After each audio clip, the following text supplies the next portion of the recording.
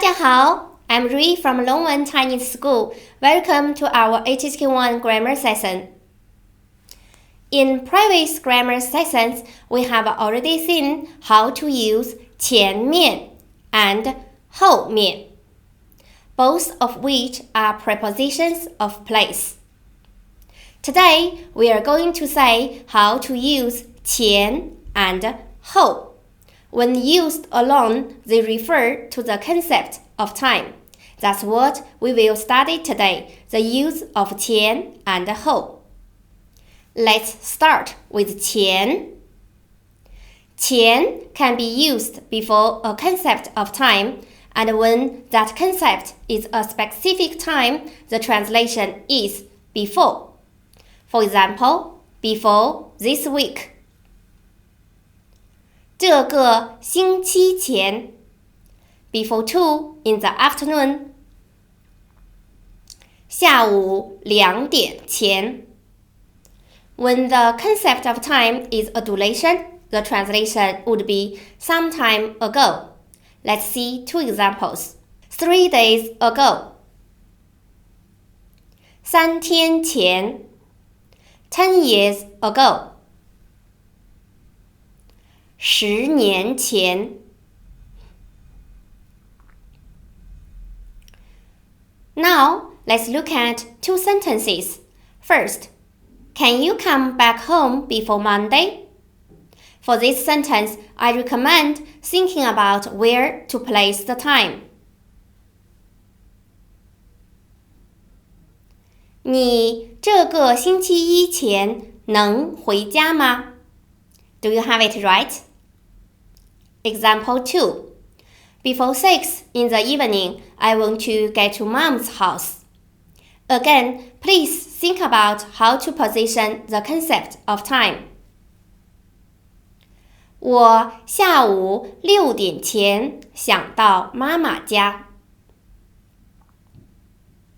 前 cannot only be used before a concept of time, but also before an action, meaning before doing something. Let's practice this with two examples. First, before going to school, I want to go to buy a cup. 去学校前，我想去买一个杯子。Before returning home, I want to go watch a movie with her. To form this sentence, I remind you to think about where to place the phrase with her. 回家前，我想和她去看一个电影。和她 as a accompanying complement comes before the main verb. Do you have it right? How are we doing with 前? Have you dominate? Now, let's see how to use 后. Like 前, 后 can be used after a concept of time. It can be translated as after some time or sometime later. Let's look at 4 examples together. After 4 in the afternoon.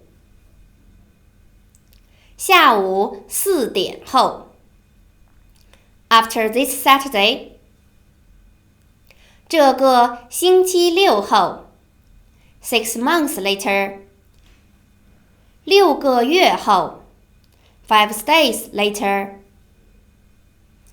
5天后 Now, let's look at some sentences together. First, where are you going after 4 in the afternoon? 你下午4点后去哪儿? Second, my mom can come back home after the 21st. 我妈妈21号后能回家。Third, a week later, I will come back to see you. 1个星期后，我回来看你。Please observe those 3 sentences and notice where the concept of time are placed. They go before or after the subject, but always before the verbs, right? 后 Ho can also be used after an action, often followed by another action. Action 1 plus ho, action 2. One action happens after another action. Let's see 3 examples to practice this theory. First, are you going to sleep after eating? 你吃饭后去睡觉吗？ What would you like to say to him after seeing him? 你看见他后想和他说什么？ After sitting here, see if you can see me. 你坐下后看看能不能看见我？ How are we doing? Do you already understand the use of qián and ho? I hope so. If you enjoyed our video, please give it a like and subscribe. Your support gives us strength to improve. See you in the next grammar video. 再见。